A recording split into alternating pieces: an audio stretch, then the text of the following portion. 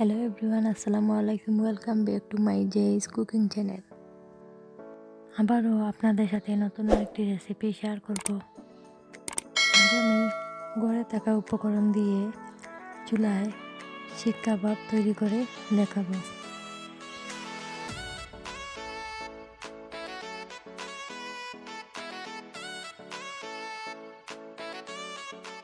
এখানে প্রায় 250 গ্রাম গরুর মাংস আমি নিয়েছি। মাংসটাকে হ্যামারের সাহায্যে থেতলে নেব। হ্যামারের সাহায্যে আমি থেতলে নিয়েছি। এবার বাকি স্টেপে চলে যাব।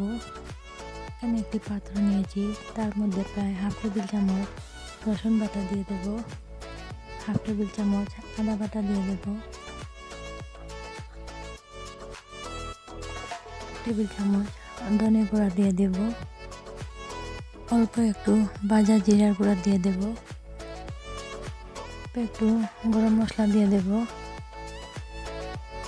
অল্প একটু হলুদের গুঁড়া দিয়ে দেব, হাফ টেবিল চামচ লাল মরিচের গুঁড়া দিয়ে দেব। এবার স্বাদ মতো লবণ দিয়ে দেব, প্রায় 1 টেবিল চামচ টক দই দিয়ে দেব। এখানে আমি এক টুকরো লেবু নিয়েছি, হাতের সাহায্যে লেবুটাকে রসটা এভাবে দিয়ে দেব। প্রায় 1 টেবিল চামচ লেবুর রস হবে।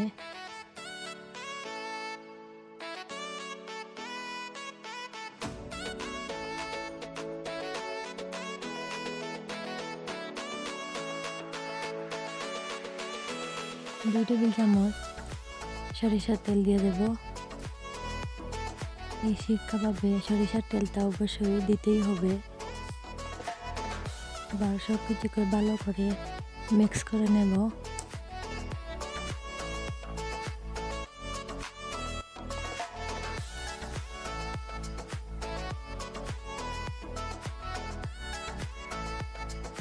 এবার এর মধ্যে প্রায় হাফ টেবিল চামচ সয়া সস দিয়ে দেব।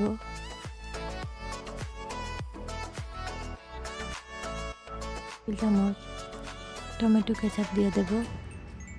আরও সব কিছুকে ভালো করে মিক্স করে নেব।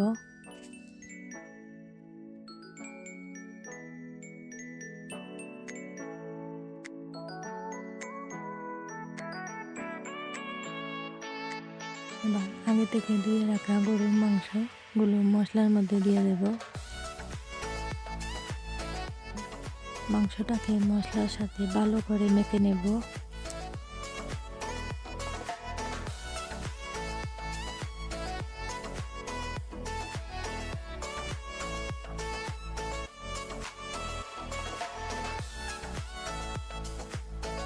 মাখা হয়ে গেলে এটাকে নর্মাল ফ্রিজে প্রায় 3 ঘন্টার জন্য রেখে দেব। ওভারনাইটও এটাকে নর্মাল ফ্রিজে রেখে দিতে পারেন। প্রায় 3 ঘন্টা পর নর্মাল ফ্রিজার থেকে বের করে আবারও ভালো করে হাতের সাহায্যে মেখে নেব।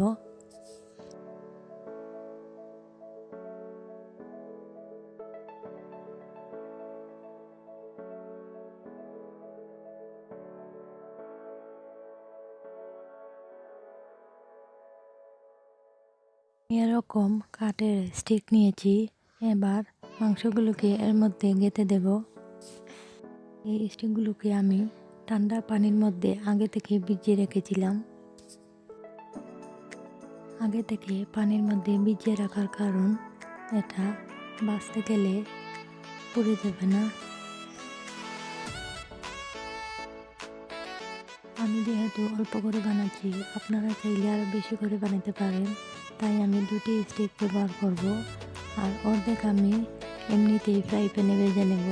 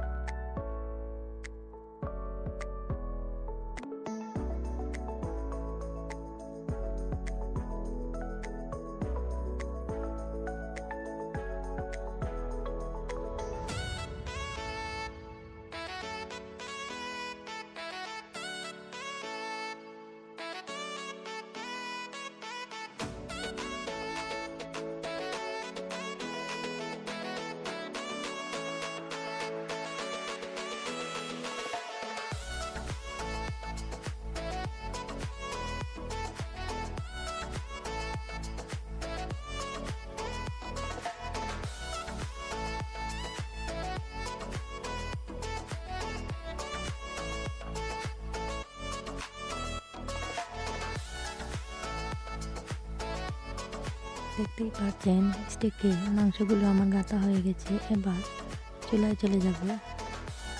চুলায় একটি পাত্র বসিয়ে প্রায় 2 টেবিল চামচ রান্নার তেল দিয়ে দেব। আর ফ্রাই প্যানের হাতাটা ধরে চারিদিকে তেলটা ছড়িয়ে দেব।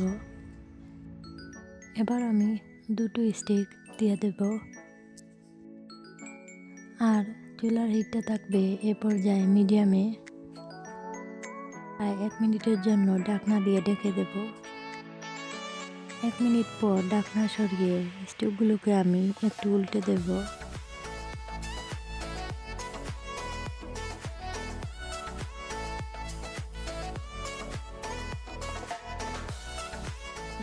প্রায় 2 মিনিটের জন্য ঢেকে দেব। পর ঢাকনা সরিয়ে আবারও একটু স্টিকগুলোকে উল্টে দেব। আর ঢাকনা না দিয়ে এভাবেই তেলে ফ্রাই করে নেব। মাংসগুলো সিদ্ধ হওয়ার আগ পর্যন্ত এভাবে আমি উল্টে দেব। হয়ে গেলে নামিয়ে ফেলব। বেশ, আমার শিক কাবাব তৈরি হয়ে গেছে। আপনারা চাইলে বাসায় এভাবে তৈরি করতে পারেন। এটা খেতে অসম্ভব মজার হয়।